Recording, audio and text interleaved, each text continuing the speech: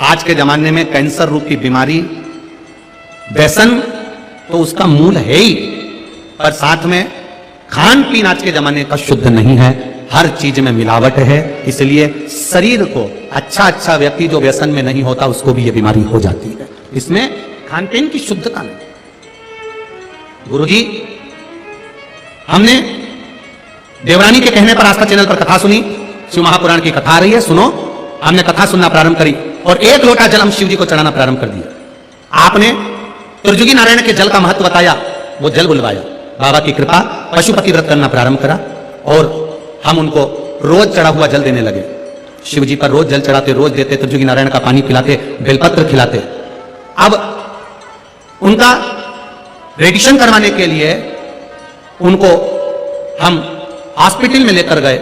जब उनकी वापिस जांच प्रारंभ हुई, ये लाइन आप अवश्य देखिएगा अगर टीवी पर देख रहे हो, तो जब उनकी जांच प्रारंभ हुई तो डॉक्टर ने जब उनका वापिस जांच करी तो जांच में 100% कैंसर की गठान गल चुकी थी और कुछ नहीं बचा था।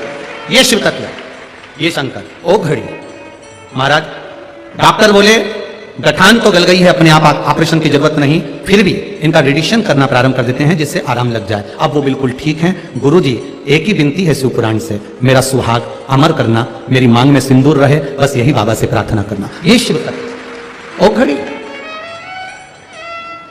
हम तो इतना ही कहेंगे, अगर आप विश्वास पक्का है, शिव के प्रति दृढ़ता पक्की है, भगवान के प्रति आपका भरोसा पक्का है, तो निश्चित मानकर चलिए, आपको भटकना नहीं पड़ेगा। आपको भटकना नहीं है, फिर वो संभालेगा,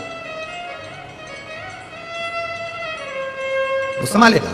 मैंने तेरे ही भरोसे बाबा, तेरे ही भरोसे हवा विच उड़ती जवानी, बाबा डोर हटो छड़ेगा में कटी जावानी।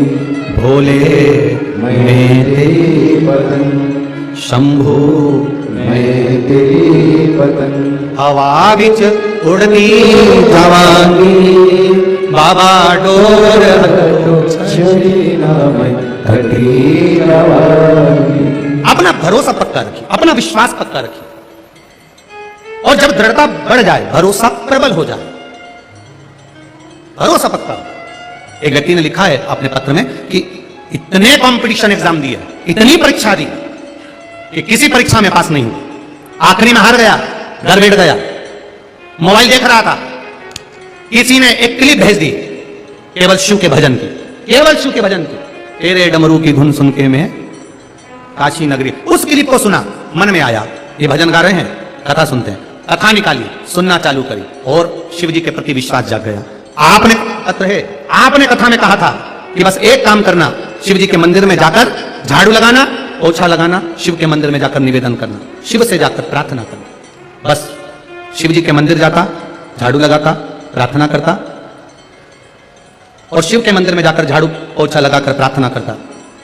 और आज जय कुमार गंगराड़े 32 गीता दत्त नगर, शिकारपुरा गेट के पास, बरहानपुर, मोबाइल नंबर 2 लिखे इन्होंने, कहीं बैठे हो तो हाथ हिला सकते हैं जिन्होंने पत्र लिखा। जय कुमार गंगराड़े 32 गीता दत्त नगर, शिकारपुरा गेट के पास, बुरहानपुर, मोबाइल नंबर भी 2 लिखे उन्होंने, कहीं बैठे हो तो हाथ हिलाइएगा। उन्होंने लिखा है, मेरी बिटिया कुमारी आस्था गंगराड़े ने MBA किया, फर्स्ट डिवीजन में किया, उत्तीर्ण किया, पर एक भी कंपटीशन एग्जाम में नहीं जीत पाई। तब आखिरी में बैठी मोबाइल पर केवल एक भजन की क्लिप आई और शिव जी की कथा सुनना चालू करी और हार चुकी थी। तब मन में विश्वास जागृत हुआ, शिव मंदिर में सेवा करी, फिर एक एग्जाम कंपटीशन मां से कहकर गई आखिरी एग्जाम दे रही हूं, पास हो गई तो ठीक, आगे भोलेनाथ जी जाने, और भोलेनाथ के भरोसे पर उस एग्जाम में बैठी, HDFC बैंक में अच्छी पोस्ट पर नौकरी बाबा ने लगवा दी। ये शिव तत्व, ये शंकर है, ये ओघड़ी, ये उसकी कृपा, उसकी उदारता, उसकी दया होना चाहिए। क्या मिलेगा शिव महापुराण की कथा में जाने से? आप आओगे, कई लोग कहेंगे इतनी गर्मी, इतनी दूर, इतनी भीड़, क्या मिलेगा जाकर? आखिरी में तो प्रसाद भी नहीं मिलता शिव पुराण में। सारी कथाओं में जाओगे तो प्रसाद तो मिल ही जाएगा, यहां तो प्रसाद भी नहीं मिलता। क्या मिलेगा? शिव महापुराण में तो प्रसाद भी, क्योंकि यहाँ शिव पुराण में लिखा, स्पष्ट अक्षर में लिखा कि सबसे ज्यादा नरक में कौन जाता है, तो कहा प्रसाद बांटने वाला जाता है। बहुत टेंशन दे दिया लोगों को पुराण ने कि प्रसाद बांटने वाला नरक में जाता है। हाँ, क्यों, क्या कारण है कि प्रसाद बांटने वाला नरक में जाता है? उसका कारण है, प्रसाद धर्म की जगह पर बंटता है, प्रसाद कथा भागवत में बंटता है, प्रसाद मंदिर देवालय में बंटता है, प्रसाद सत्कर्म की जगह पर बंटता है, प्रसाद हमेशा अच्छी जगह पर बंटता है, प्रसाद शादी में नहीं बंटता, प्रसाद किटी पार्टी में नहीं बंटता, प्रसाद डिस्को में नहीं बंटता, प्रसाद धर्म की जगह पर बंटता। प्रसाद बांटने वाला नरक क्यों जाएगा? प्रसाद बांटने वाला जब खड़ा होता है, प्रसाद देने खड़ा होता है, जब अपना वाला कोई आता है तो उसका हाथ इतना बड़ा हो जाता है, और पराया आता है तो हाथ छोटा हो जाता है। जो भगवान के चरणों में खड़ा होकर कपट कर जाता है, वो सीधे नरक चले जाता है। इसीलिए शिव पुराण कहती है प्रसाद बांटने वाले को चाहिए, अगर प्रसाद बांटने खड़ा हुआ है, उसकी पत्नी भी आए, वो कितनी भी डराए, पत्नी आए वो कितनी भी डराए, कितनी भी आंख दिखाए, भले पल्लू लेके दिखाए, उसके बाद भी कह देना मैं बाद में घर लिया हुआ, पर मैं नरक मत भेज मुझे, वो जगदम्बा तेरे पांव पड़ू तू जा। कितनी पहचान वाली आए, अपने को प्रसाद उतना ही देना जितना सबको दिया। इसलिए हमारे पुष्टि मार्ग में, हमारे वैष्णव धर्म में, हमारे पुष्टि मार्ग में एक नियम बना दिया कि मंदिर से प्रसाद दिया जाएगा और उसकी रसीद काटी जाएगी कि 10 रुपए का लेना है, कि 20 रुपए का लेना है, कि 50 रुपए का लेना है। तो क्या होगा कि बराबरी का ये लेन देन का कुछ लफड़ा रहेगा ही नहीं। आपने 10 रुपए जमा करे, एक ठोर मिल गया, आपने 20 रुपए जमा करे, मोहनथाल मिल गया, आपने 50 रुपए जमा करे, आपको ये मिल गया। क्यों? इसमें कोई भेद ना हो जाए बड़े और छोटे। इसलिए हमारे पुष्टि मार्ग में एक नियम बना दिया गया, एक सम नियम, सबके लिए एक जैसा, भेद ना रहे किसी के भीतर, किसी को यह ना लगे कि इन्होंने इनको ज्यादा दे दिया, उनको कम दे दिया। भेद खत्म करने के लिए यह नियम हमारा शास्त्र बनाता है। और आपसे भी निवेदन है, धर्म की जगह पर खड़े हो, सत्यनारायण की कथा में खड़े हो, मंदिर में खड़े हो, शिवरात्रि पर फरियाल बांटने खड़े हुए हो, शंकर जी की कथा में तुम कहीं साबुदाने की खिचड़ी बांटने खड़े हुए हो, तो ये नियम बनाना कि मैं उतना ही सबको दूंगा जितना देते आ रहा हूं, चाहे घर के लोग आ जाए चाहे बाहर के लोग। नरक में वो चले जाता है जो चुपचाप से थैली में भरकर अपने छोरे को पकड़ा के घर भेज देता है। सुन लो रे बरहानपुर वालों अच्छे से, नुक्ती को, बूंदी को थैली में भर के चुपचाप से घर मत भेज देना, नहीं तो वो नुक्ती 2-4 महीने पेट में दुखती। बड़ी विचित्र नुक्ती है, बड़ा ध्यान रखना, सहज का नहीं है। स्मरण करिए भगवान का भजन, विश्वास रखकर करोगे। राजा द्रुपद के सामने गुरु द्रोणाचार्य खड़े हैं, राजा को नीचे उतरकर सम्मान करना था, आदर करना था, नहीं करा। मित्र है, मित्र का सम्मान नहीं कर पाए, किससे आस लगाओगे? किससे आस लगाओगे? सब मतलब के यार हमने देख लिया, झूठा है संसार हमने देख लिया, झूठे नाते झूठे रिश्ते, झूठे नाते झूठे रिश्ते, झूठा है संसार हमने देख लिया, सब मतलब के यार हमने देख लिया। इसलिए भगवान की भक्ति में रमो, भगवान के भजन, उसकी भक्ति।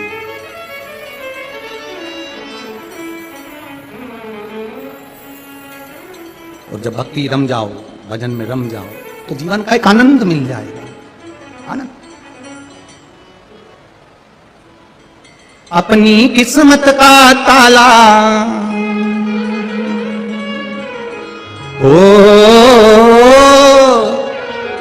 अपनी किस्मत का ताला तुम खोलते चलो, श्री शिवाय नमस्तुभ्यं तुम बोलते चलो, श्री शिवाय नमस्तुभ्यं तुम बोलते चलो।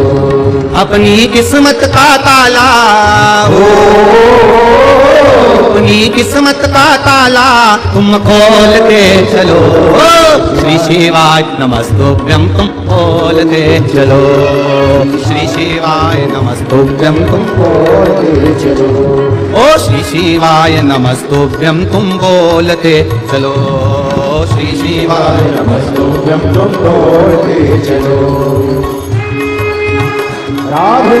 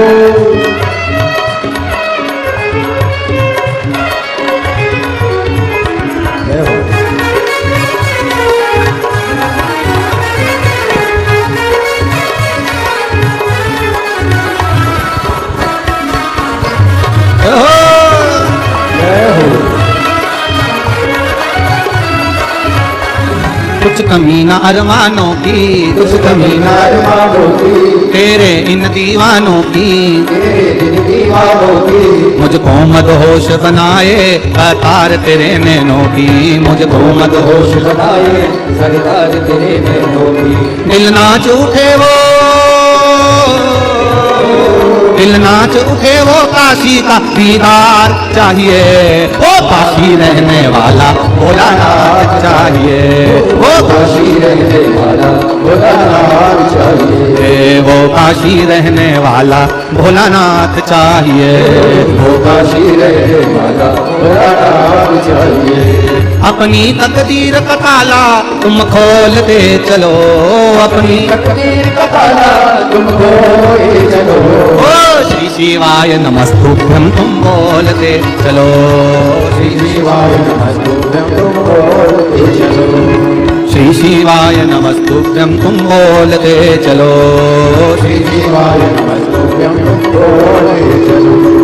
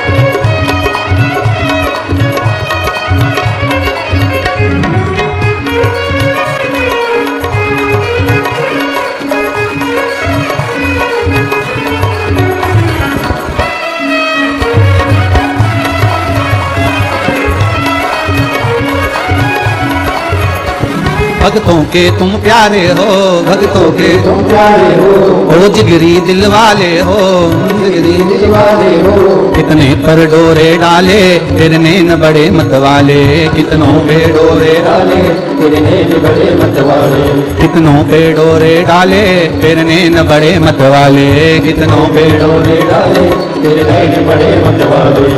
नैनों को डमरू वाले का, नैनों को काशी वाले का, नैनों को डमरू वाले का दीदार चाहिए। वो काशी रहने वाला भोलानाथ चाहिए, वो काशी रहने वाला भोलानाथ चाहिए, वो काशी रहने वाला भोलानाथ चाहिए, वो काशी रहने वाला भोलानाथ चाहिए।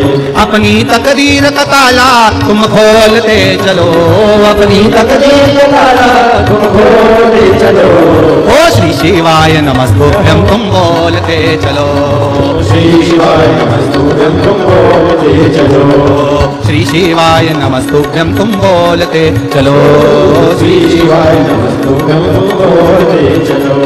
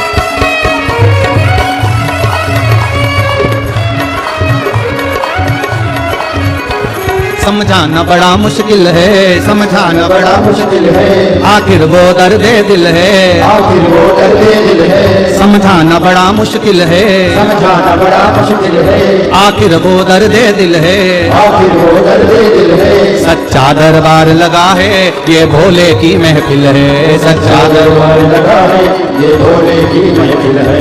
नैनों को डमरू वाले का, नैनों को काशी वाले का,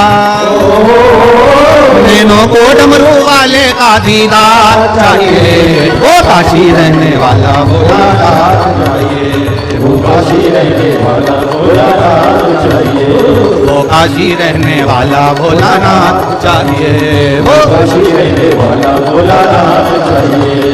अपनी तकदीर का ताला तुम खोलते चलो, अपनी तकदीर का ताला तुम खोलते चलो। श्री शिवाय नमस्तुभ्यं तुम बोलते चलो, श्री शिवाय नमस्तुभ्यं तुम बोलते चलो, श्री शिवाय नमस्तुभ्यं तुम बोलते चलो, श्री शिवाय नमस्तुभ्यं तुम बोलते चलो। हाँ बोलते चलो, हाँ बोलते चलो, बोलते चलो, तुम बोलते चलो, श्री शिवाय नमस्तुभ्यं तुम बोलते चलो, श्री शिवाय नमस्तुभ्यं तुम बोलते चलो, श्री शिवाय नमस्तुभ्यं तुम बोलते चलो, श्री शिवाय नमस्तुभ्यं तुम बोलते चलो। हार हार अपने स्थान पर बैठकर भगवान देवाधिदेव महादेव से प्रार्थना करिए, भाव से, दिल से, हृदय से भगवान शिव से प्रार्थना करिए, भाव के साथ, बड़े आनंद से। जहां जगह मिल जाए वहां बैठो और शिव जी से अपने मन की बात करो, अपने हृदय की बात। श्री शिवाय नमस्तुभ्यं, श्री शिवाय नमस्तुभ्यं, श्री शिवाय नमस्तुभ्यं, श्री शिवाय नमस्तुभ्यं, श्री शिवाय नमस्तुभ्यं। भोला सब दुख काटो ओ सब दुख काटो शिव शंकर जपो तेरी माला भोले बाबा जपो तेरी माला भोला सब दुख काटो ओ भोला सब दुख काटो वेश है मंगलकारी वेश है मंगलकारी शमशान वासी हमारा शमशान वासी हमारा भोला सब दुख काटो ओ भोला सब दुख काटो। भगवान शिव की कथा कर रही, शिव तत्व कह रहा है। गुरु द्रोणाचार्य अपने बेटे का हाथ पकड़कर खड़े हैं राजा द्रुपद के यहां। राजा सिंहासन से नीचे नहीं उतरा। एक मित्र भगवान कृष्ण और सुदामा है, जिस सुदामा जी को भगवान कृष्ण ने सिंहासन पर बिठा दिया था, और एक मित्र द्रुपद और गुरु द्रोणाचार्य है जो पूछ ही नहीं रहा। इसी मित्रता किस काम की? जिस मित्रता में वैभव दिखाया जाए, धन दिखाया जाए, दौलत दिखाई जाए, सत्ता दिखाई जाए, और प्रेम ना दिखाया जाए। दुनिया की सबसे बड़ी बीमारी है अहंकार। ये दुनिया की सबसे बड़ी बीमारी है। अहंकार में तीन गए, धन, वैभव और नाम।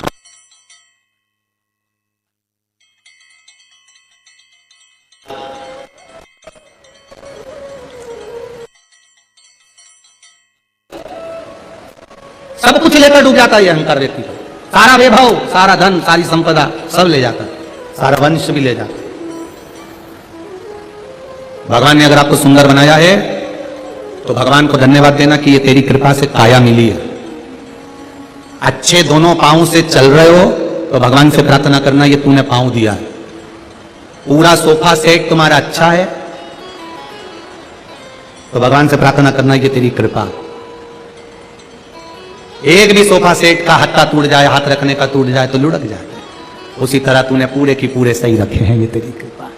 खिड़कियां अच्छी है, भगवान से प्रार्थना करना तेरी कृपा है।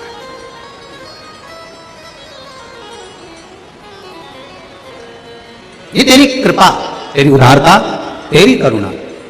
भगवान से कहना मुझे नहीं मालूम था कि तूने इतने अच्छे घर में जन्म दे दिया, इतना अच्छा कुल दे दिया, इतना अच्छा पति, इतनी अच्छी पत्नी, इतने अच्छे बच्चे, इतना अच्छा परिवार दे दिया, बरहानपुर का निवास दे दिया और शिव महापुराण की कथा दे दी। ये तेरी कृपा, ये तेरी उदारता। किसी दूसरे के बल पर नहीं, तेरे बल पर जी रहा।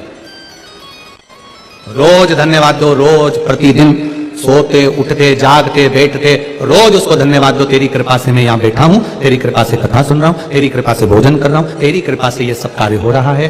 वरना बहुत मुश्किल था साहब कि कुछ हो सकता है।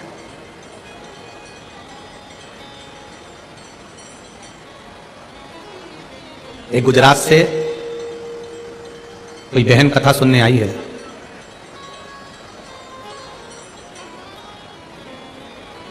जिसका 6 साल का लड़का, जिसकी सर्जरी होना है, 6-7 साल का बच्चा है। सो नैना मनोज नहते बापी गुजरात से आई हैं। कहीं बैठी हो तो हाथ हिलाइएगा। बापी गुजरात से आई हैं, दोनों हाथ हिला देना जहां कहीं बैठी हो। बापी गुजरात से आई हूं, मेरा मोबाइल नंबर ये है। मैं शिव जी का क्या वर्णन करूं गुरुदेव।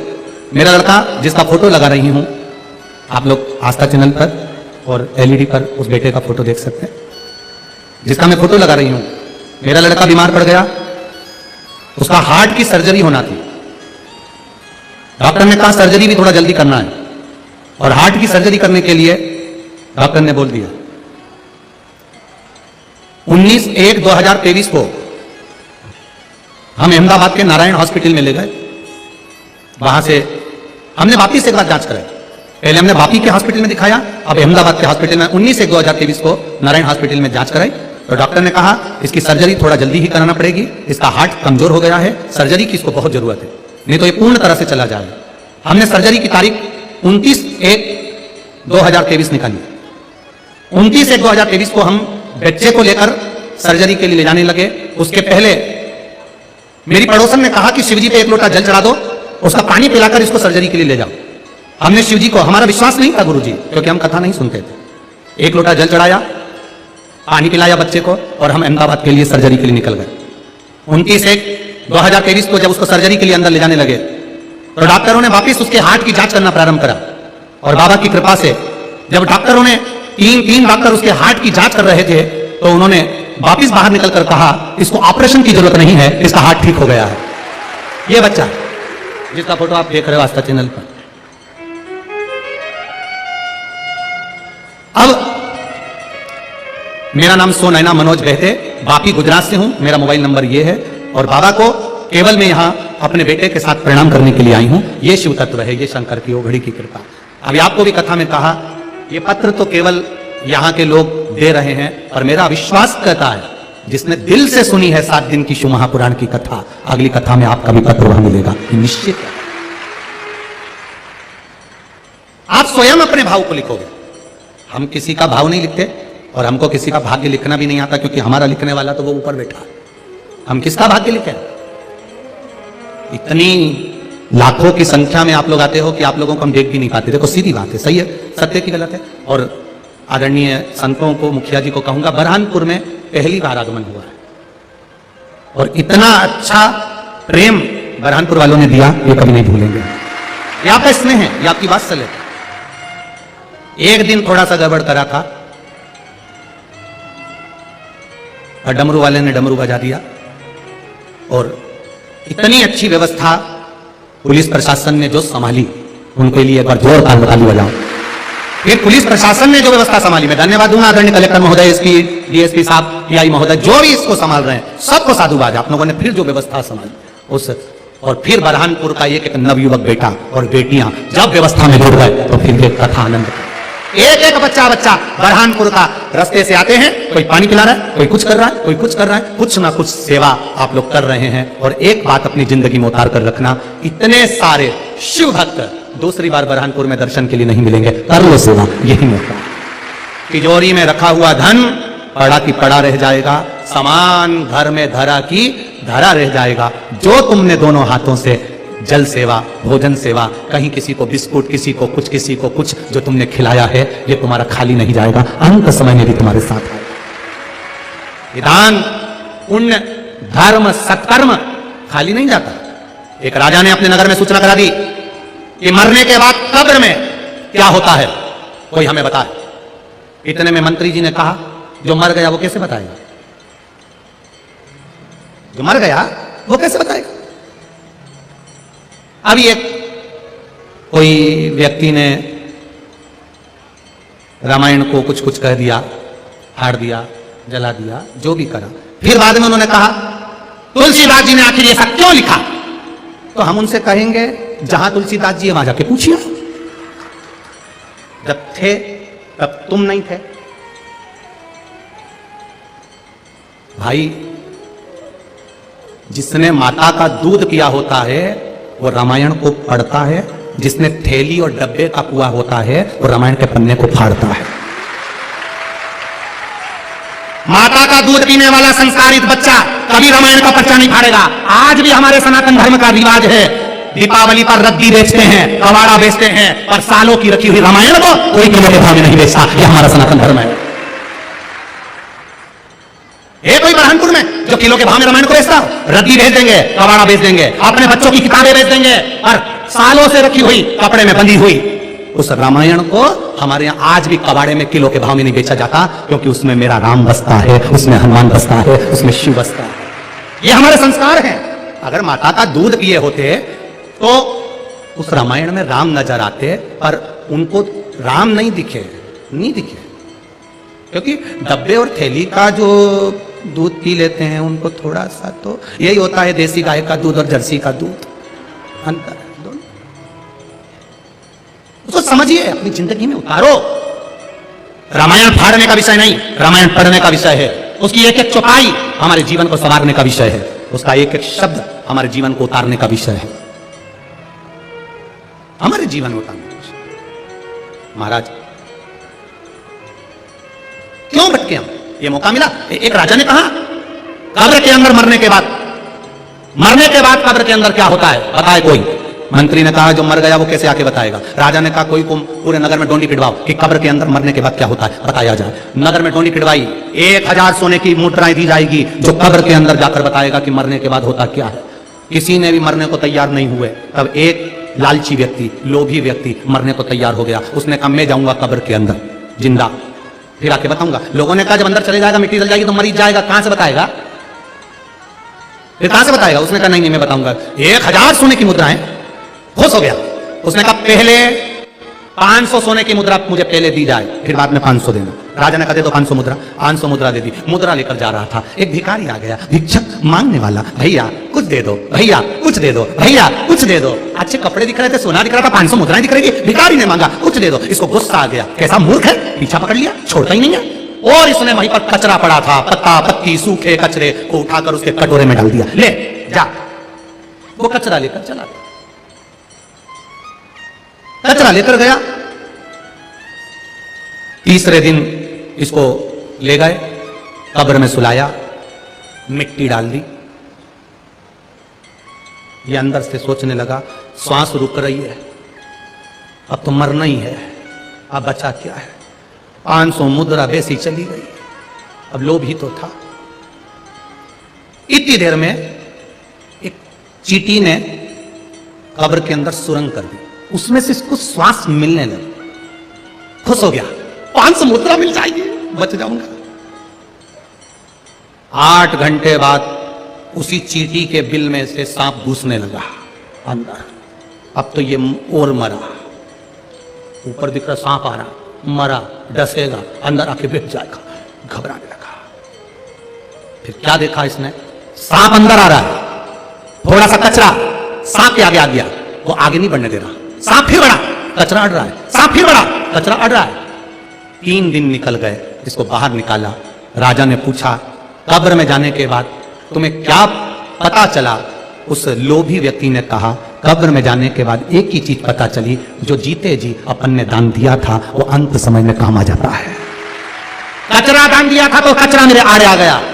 सुन लो रे बरहानपुर वालों जरा अच्छे से, सरसों का तेल डाल के कानों में, तुम जो दान दोगे वो तुमको प्राप्त होगा। एक गिलास पानी ये आए हुए शिव भक्तों को पिलाया है तो मरते समय गंगा मैया तुम्हारे मुख में आकर बैठ जाएगी।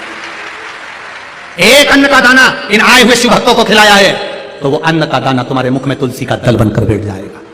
ये साधारण नहीं है। सारे दान पुण्य तुम्हारे मरते समय समाप्त हो जाएंगे। और शंकर का किया गया दान पुण्य भजन संकीर्तन कभी समाप्त नहीं होता। शिव जैसे अमर हैं, शंकर के भक्त को खिलाया गया अन्न, शिव भक्त को पिलाया गया पानी, ये अमर हो जाता है, ये कभी समाप्त नहीं हो सकता, अटल है, रहेगा। अब कई लोग कहते गुरुजी हम शिव पुराण सुन लिए, याद तो रहेगी नहीं, फिर भी भगवान हमको तार देगा हम जब मरेंगे तब? क्यों नहीं? 15 दिन पहले खाया हुआ तुमको याद है क्या कि 15 दिन पहले 18 तारीख को शाम को 4 बजे तुमने क्या खाया था?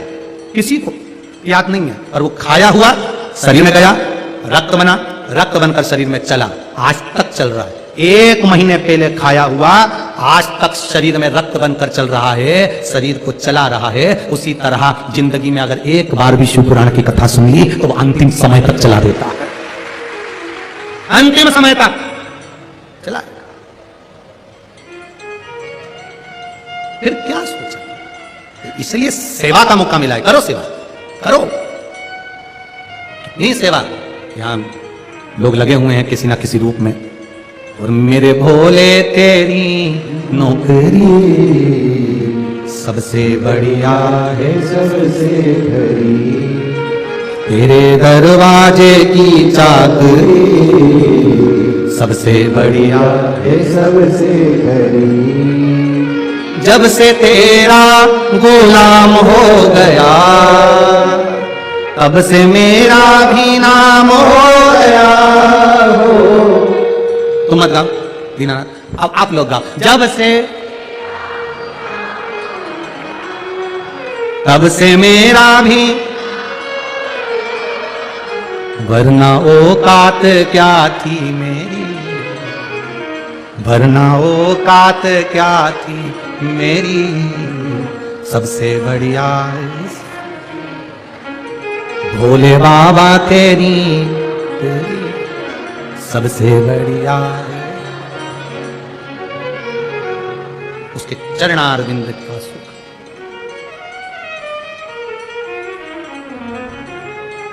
बस उसके चरणों का जो सुख है वो कहीं नहीं मिल सकता, वो अटल। गुरु द्रोणाचार्य ने द्रुपद से अब बोला कि राजा द्रुपद ने सिंहासन पर बैठकर पूछा, क्या चाहिए तुमको, बोलो। एक बार भी गले नहीं लगाया, आदर के वचन नहीं बोले, सत्कार के वचन नहीं बोले, सम्मान के वचन नहीं बोले, और डायरेक्ट कहा तुमको क्या चाहिए।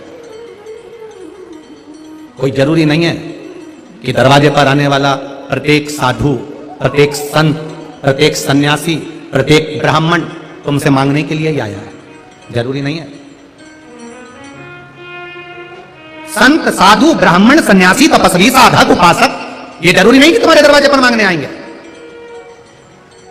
कभी कभी शिव कृपा होती है, संत, साधु, सन्यासी, ब्राह्मण, तपस्वी ये मांगने नहीं, तुम्हारा घर का काल हरने के लिए, रोग हरने के लिए, दुख हरने के लिए भी इनके चरण पड़ जाते हैं और ये रोग हर के चले जाते हैं।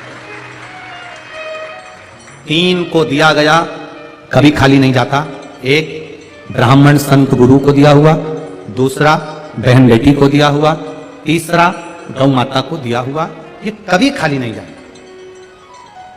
किसी गाय को 1 रोटी दी है उसका फल मिलेगा, संत ब्राह्मण गुरुजन को 1 गिलास पानी भी पिलाया है तो उसका फल मिलेगा, और यदि बहन बेटी तुम्हारे यहां पर आई और तुमने उसको कुछ दिया है तो उसका फल तुमको जरूर मिलेगा, ये निश्चित है, वो खाली नहीं जाएगा।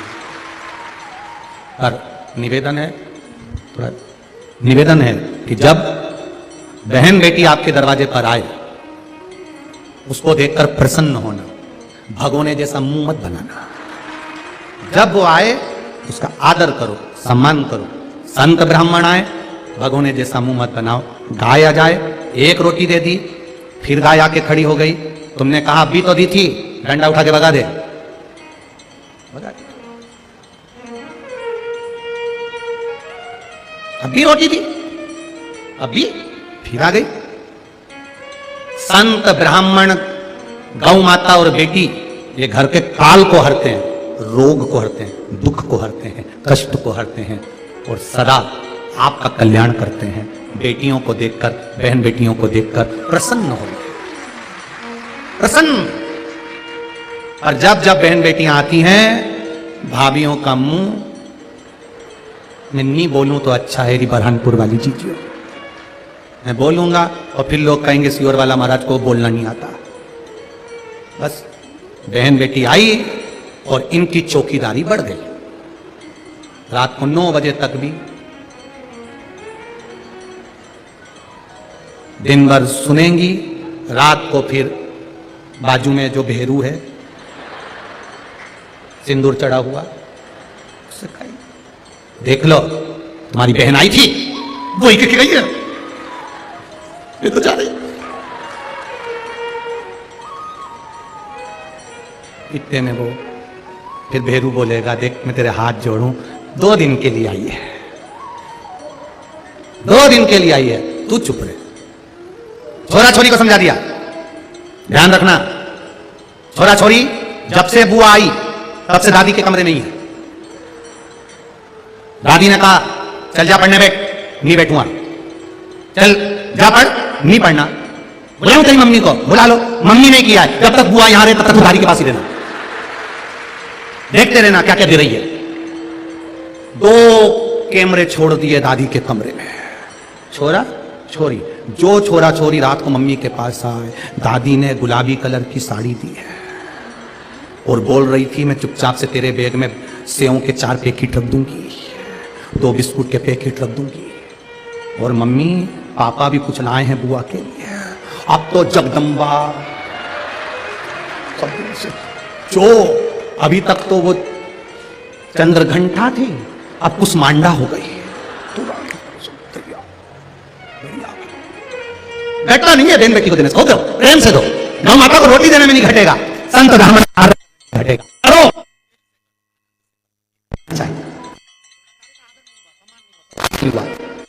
मित्र होकर भी आदर नहीं कर पाए। डायरेक्ट पूछा तुमको क्या चाहिए, एक बार तो गले लगा था, दोस्त है, मित्र है, सखा है। परवावारी दुनिया मतलब की दुनिया में किसी का कोई नहीं। धन नहीं है कोई तुम्हारा नहीं है, धन आ गया सब तुम्हारे हो गए सब। एक बहन ने लिखा है पत्र के अंदर, हमारी सामर्थ्यता नहीं थी, हम किराए के मकान में रहते थे। जिसने लिखा होगा खड़ी हो जाना, पत्र कौन ढूंढे, ठीक है। हमारे किराए के मकान में रहते थे, मकान नहीं था। सब जगह से हमने प्रयास करा पर कोई प्लाट नहीं, कोई मकान नहीं। बाबा से रोज विनती करना चालू करा, अब प्लाट भी हो गया, मकान भी बनने लगा। और बाबा की कृपा से जो रिश्तेदार पूछते नहीं थे अब वो भी हमारे घर में आना चालू हो गए। ये धन है, ये धन। कोई नहीं पूछेगा जी थोड़ा भी कम हो गया, कौन पूछेगा।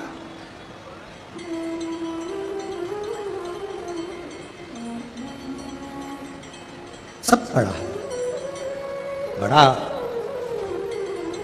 गुरु द्रोणाचार्य, आपको क्या चाहिए गुरु द्रोणाचार्य। ये बड़े विचित्र शब्द हैं, जरा शिव महापुराण के, इसको समझ लेना कि शमी का पेड़, जिस शमी की पत्ती में कांटे होते हैं, जिस बेलपत्र में कांटे होते हैं, और जिस आंकड़े को मंदार के फूल में वो दूध होता है कि आंख में चले जाए तो आंख बेकार हो जाती है, वो दूध होता है जो जहर का काम कर जाता है, ये सब शंकर भगवान को चढ़ रहा है। शमी जिसमें कांटे हैं, बेलपत्र जिसमें कांटे हैं, मंदार का फूल जिसमें जहर भरा पड़ा है, धतूरा जिसमें जहर भरा पड़ा हुआ है, ये शिव को क्यों समर्पित है, ये शंकर को क्यों चाहिए, ये शंकर के पास क्यों जा रहे हैं, क्यों? उसका एक कारण है, सत्य बोलने वाला हमेशा बुरा होता है, हमेशा बुरा होता है। और वो सत्य बोलने वाला व्यक्ति, आप ही इतने सारे बैठे हो, आप इतने सारे बैठे हो, आपका बेटा रोज रोज अगर सुंदरकांड में जाएगा, रोज रोज रामायण में जाएगा, रोज रोज शिव महापुराण की कथा में जाएगा, रोज रोज भगवान की कथा में जाएगा, आपका बेटा रोज रोज भगवान के भजन में लगेगा, या आस्था चैनल को खोलकर शिव महापुराण की कथा सुनेगा, या फेसबुक यूट्यूब पर शिव महापुराण की कथा सुनेगा, तो तुम्हारे परिवार वाले सब एक बात कहेंगे, कहां चक्कर में पड़ा है, 3-3, 4-4 दिन तक चले जाता है, क्या मिल रहा है सीहोर में जाने से, क्यों जा रहा है, क्यों कथा में पहुंच रहा है। अब भजन में जाने वाले को दुनिया के लोग ताना देकर रोकने का प्रयास करते हैं, पर आज तक हमें ऐसा व्यक्ति नहीं मिला कि तुम्हारा बेटा कहीं शॉपिंग मॉल में जा रहा हो, किसी पार्टी में जा रहा हो, दोस्तों के साथ एंजॉय करने जा रहा हो, और किसी माँ बाप ने कह दिया हो क्यों जा रहा है मॉल में, क्यों जा रहा है पार्टी में, क्यों जा रहा है वहां। अगर रोकते हैं तो धर्म की जगह पर रोका जाता है, रोकते हैं तो सत्कर्म की जगह पर रोका जाता है, रोकते हैं तो कहीं भगवत भजन में जाने से रोका जाता है, पर गलत जगह पर जाने से हमारे बच्चों को हम नहीं रोकते। और होता क्या है, उल्टा क्रम हो जाता है। जो बच्चा कभी सत्संग में जुड़ा नहीं, जिसने कभी जिंदगी में गीता पढ़ी नहीं, फिर वही बेटा एक दिन अदालत में खड़ा होकर गीता की सौगंध खाता है। जिसने कभी जीवन में गीता को पढ़ा नहीं, जिसने जीवन में कभी रामायण को पढ़ा नहीं, जिसने जीवन में कभी श्रीमद् भागवत को पढ़ा नहीं, जिसने जीवन में कभी शिव महापुराण को जाना नहीं, जो शंकर को केवल दुनिया के लोगों ने कह दिया शिवलिंग का मतलब क्या होता है, गलत महत्व समझा दिया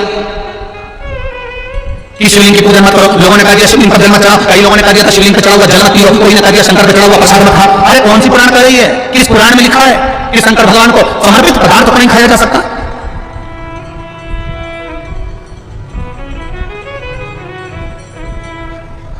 गुड़ खाते हैं और गुलगुले से परहेज करते हैं। गुड़ खा रहे, हम प्याज नहीं खाते, हम प्याज को छोड़े हुए 20 साल हो गए। हम लहसुन नहीं खाते, लहसुन छोड़े हमें 50 साल हो गए। और दूसरे का पड़ा हुआ मोबाइल, पैसा, घड़ी या दूसरे का धन मिल जाए तो 5 मिनट में निपटा जाते हैं। गुड़ खाएं और गुलगुले से परहेज कर रहे हो।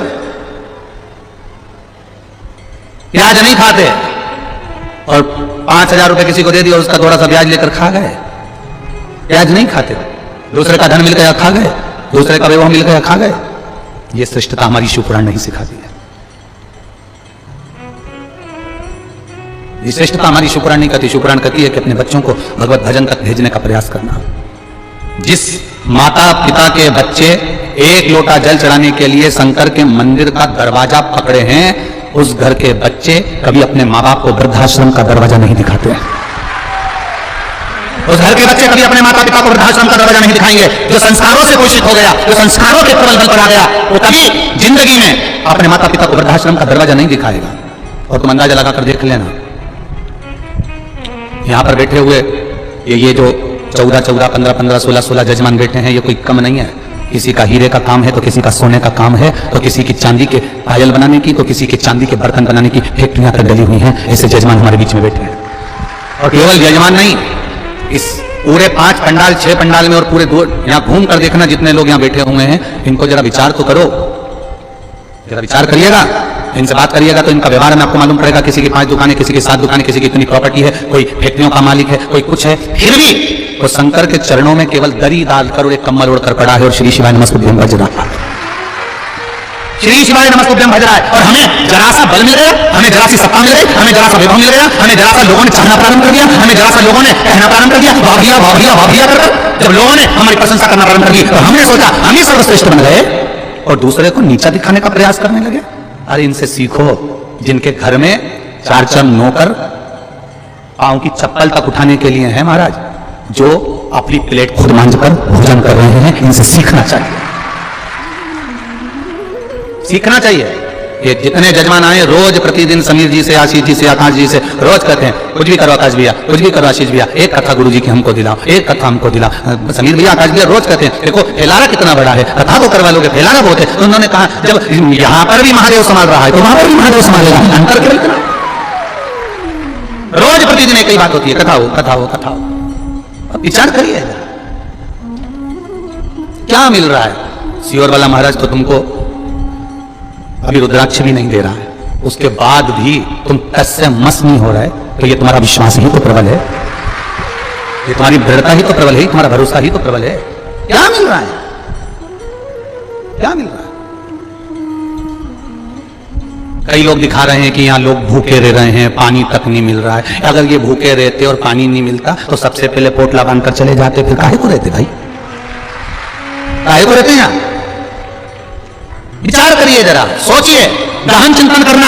जितने लोग कथा सुन रहे हैं आस्था चैनल के माध्यम से, फेसबुक ग्रुप के माध्यम से, एक एक व्यक्ति अपने घर में बैठकर गहन चिंतन करना, विचार करना, स्मरण करना। क्यों पड़ा है ये सियोर वाले महाराज के भरोसे पर या उनके कहने पर नहीं पड़ा है, ये कुबेर भंडारी के कहने पर और महाकाल राजा के कहने पर, शंकर कंकर की भूमि पर पड़ा है। एक दिन में 20 लाख भक्त, और ना निमंत्रण, ना पत्रिका, ना कहीं कुछ, ना कहीं कुछ, ना चावल ना धावल, कुछ नहीं। और एक साथ 20 लाख भक्त एक साथ पहुंच जाएं तो ये शिव की कृपा के सिवा कुछ नहीं हो सकता, कुछ नहीं हो सकता इसके सिवा, कोई साधन नहीं है। और सबसे बड़ी प्रसन्नता होना चाहिए सनातनियों को, सबसे बड़ी प्रसन्नता होना चाहिए कि एक शिव महापुराण की कथा, जब एक शिव महापुराण की कथा एक जगह पर 20 लाख सनातनियों को इकट्ठा कर सकती है, ये भारत की भूमि सनातनियों से बनी पड़ी हुई है, ये भारत की भूमि सनातन धर्म से भरी पड़ी हुई है।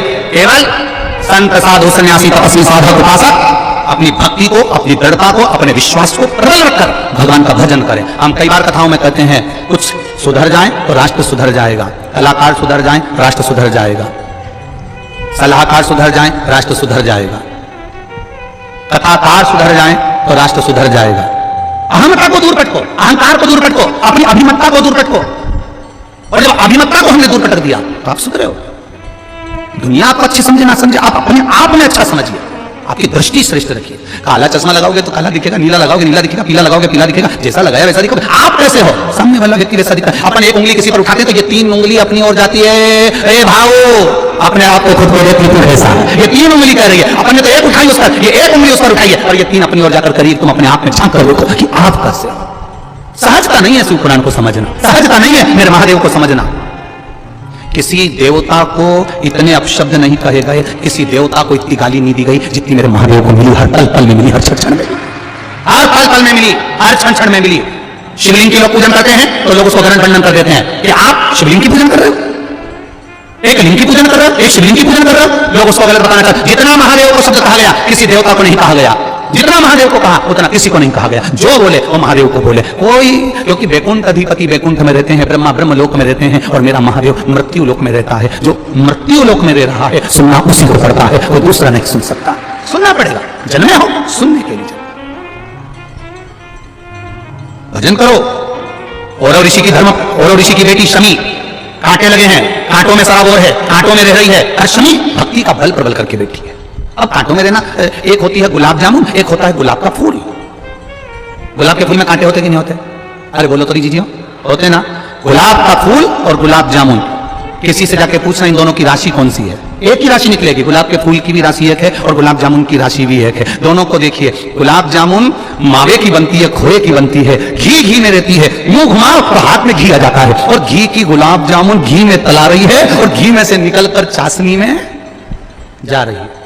कितनी जोरदार किस्मत लेके आई थी तू गुलाब जामुन, कितनी जोरदार। घी में सराबोर मली, घी में छोड़ी, सारी निकाला और चाशनी में चली गई। कितनी जोरदार किस्मत लेकर आई है। और वो गुलाब का फूल कांटों में पैदा होता है, कांटों में बड़ा होता है, कांटों में जन्म लेता है, कांटों में मुरझा जाता है। वो गुलाब का फूल कांटों से टूट जाता है। दोनों की राशि एक है। दोनों में कितना अंतर है? एक घी में सराबोर है, निकलने के बाद चाशनी में सराबोर है, और दूसरा कांटों में सराबोर है। बस अंतर एक है, गुलाब जामुन घी में रहती है, निकलकर चाशनी में जाती है, और चाशनी में से निकलकर मुख में जाती है, और बाद में वो भ्रष्टा में चली जाती है, और गुलाब का फूल कांटों से निकलकर मेरे महादेव के चरणों में चला जाता है। दोनों में अंतर है। गुलाब जामुन चाशनी में तरबतर है, गुलाब जामुन घी में तरबतर है, गुलाब जामुन अपने रंग में तरबतर है और खाने के बाद भ्रष्टा में चली जाती है, और गुलाब का फूल कांटों में रहने के बाद, टूटने के बाद मेरे महादेव के चरणों में, मेरे राम और कृष्ण के चरणों में चला जाता है। भक्त ऐसा ही होता है। दुनिया के लोग इस पर गाली देंगे, अपशब्द कहेंगे, कांटे देंगे, और वो कांटों में पनपता जाएगा, और वो गुलाब का फूल टूटने के बाद फिर मेरे महादेव के चरणों में अपने आप चला जाएगा। होता है। कहे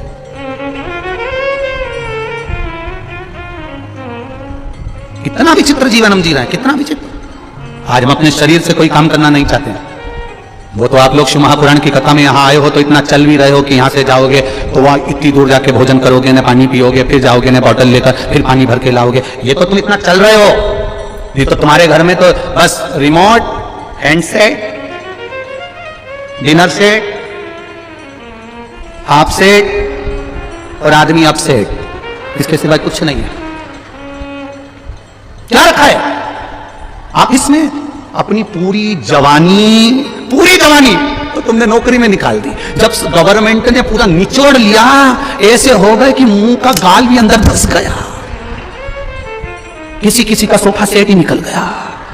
तब जाकर फिर 60-65 साल में रिटायर हुए, फिर नौकरी करते करते, चाहे प्राइवेट हो चाहे सरकारी हो, करते करते अपनी पूरी जिंदगी लगा दी। बुढ़ापा आया, बच्चों को बड़ा करा, एक दिन बहू भी आ गई, बच्चे भी बड़े हो गए। अब तुम उनको समझाने बैठे तो वो तुमको बात में कहते, तुम चुप बैठो, हम है ना, बात कर रहे हैं ना, चुप बैठो, तुम्हें नहीं आती अकल, तुम समझदार नहीं हो। अब तुम इतनी बड़ी पोस्ट पर रहे, तो सत्ता में रहे, तुम वैभव में रहे, और तुम्हारी औलाद तुमको चुप करना सिखा देती है। क्यों? क्योंकि तुम्हारा अहम तुमको अब चूर हो रहा है, और जब अहम चूर होता है तब दुख होता है। इसलिए अभी से अगर तुम शंकर की भक्ति में डूबते चलोगे, ये मानते चलोगे कि सुख और दुख मेरे महादेव के दिए हुए हैं, तो जीवन का एक आनंद जिंदगी भर जी सकोगे, जीवन भर जी सकोगे। आज कथा के पंडाल में बैठे हो, घर पे रहते तो एसी के रूम में रहते, डल्लो के गद्दे पर सोते, तुम्हारा पर्सनल रूम होता, यहाँ पंडाल में पड़े हुए हो, दरी पर पड़े हुए हो। यहाँ से तुम शुरुआत करो तुम्हारे जीवन की, क्या मेरा अहंकार चले गया, रोड पर पड़ा हूं, जमीन पर पड़ा हूं, दरी पर सो रहा हूं, 2 कदम चलकर भोजन करने जा रहा हूं, 2 कदम चलकर वापिस आ रहा हूं, सामान पड़ा है, कोई चिंता नहीं है, व्यर्थ चिंता। एक सन्यासी में और एक गृहस्थी में एक अंतर सबसे बड़ा होता है। एक संत ट्रेन में सफर कर रहे थे, खूब सोने की रकम थे संत, खूब जोरदार।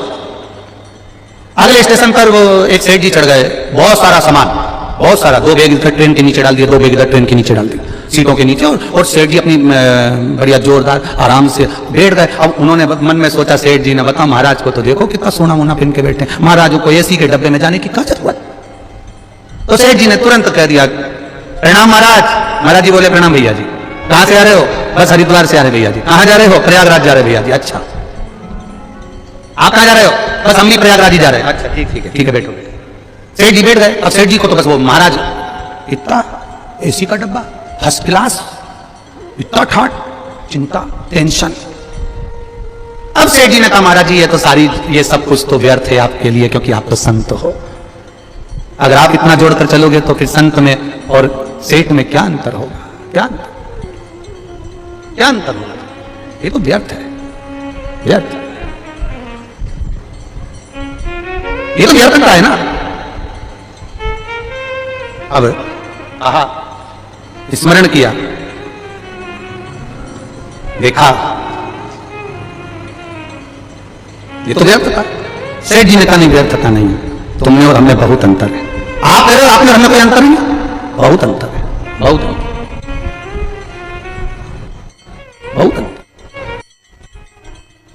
क्या अंतर है? संत कुछ भी सामग्री 1 मिनट में छोड़ सकता है, कुछ भी सामग्री 1 मिनट में छोड़ सकता है। मन के सुकून के बच्चे थोड़ा सा जाकर देखिए, अब संत 1 मिनट में छोड़ सकता है, संत 1 मिनट में छोड़ सकता है, और महाराज धन वैभव की सत्ता में हम नहीं छोड़ पाते। ऐसा हो नहीं सकता। उन्होंने काम करके बता सकते हैं। अगर स्टेशन आया, संत भी उतरे, सेठ जी भी उतरे, दोनों नीचे उतर गए, और जब दोनों नीचे उतरे, उतरते से जैसे ही दोनों उतरे, बात करने लगे, ट्रेन चलने लगी, ट्रेन चलने लगी, तो सेठ जी का हाथ संत ने पकड़ लिया, छोड़ नहीं रहा। सेठ जी का हाथ संत ने पकड़ा, छोड़ नहीं रहा, बहुत प्रयास करा गया और नहीं छूटा, बहुत प्रयास करा, नहीं छूटा। और जब नहीं छूटा, ट्रेन निकलने लगी, ट्रेन जाने लगी, सेठ जी कहने लगे मेरा सामान भरा पड़ा हुआ है। इतने में संत ने कहा सामान तो हमारा भी रखा हुआ है, बस तुम में और हम में यही अंतर है, हम एक क्षण में छोड़ना जानते हैं और तुम जिंदगी भर जोड़ना जानते हो। संत, साधु, सन्यासी, तपस्वी, साधक, उपासक ये मानकर चलता है कि सर्वस्वता कुछ नहीं, सब नष्ट था। महाराज खाली न जाता कोई दर से तुम्हारे, खाली न जाता कोई दर से तुम्हारे, मैं भी खड़ा हूँ बाहर फसाए, मैं भी खड़ी हूँ बाहर फसाए, अपने हृदय से लगा लो, गिरा जा रहा हूँ, उठा लो प्रभु अपनी दर से, अब तो न टालो, गिरा जा रहा हूँ, उठा लो। एक बार आप इस लाइन को प्रेम से गुनगुनाइए। खाली दर से खाली न जाता कोई दर से, मैं भी खड़ी हूँ नन्ही अपने हृदय से लगा लो, लगा लो, गिरा जा रहा हूँ, उठा लो, उठा प्रभु अपने दर से, अब तो न टालो, गिरा जा रहा हूँ, उठा लो। भगवान शिव की कथा कर रही है, ओगरधामी का चरित्र कर रहा है, शिव महापुराण कर रही है।